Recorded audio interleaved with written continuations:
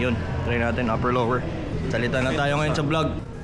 So ayan o, mag-warm up muna tayo ng shoulders natin, chest natin. Simula na agad tayo sa flat bench press. Pang. Bali ano yan o, 37.5 each side. 2 sets lang, 2 sets per workout. Pero top set.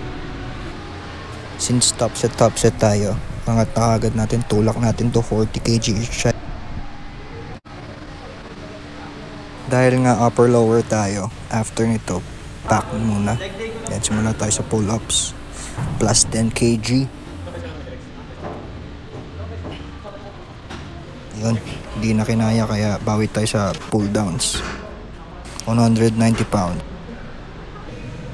After nyan, yun, magro-row tayo. 30 kg each side. So, bali yan. 80. Pero, alam ko tumapset pa tayo dito ng 85.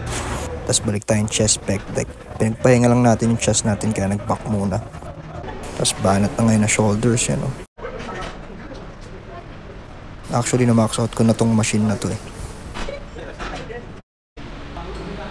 Last workout natin para sa shoulders yung side lateral raises. 17.5 yan kaya ayoko na. Pagod na ako.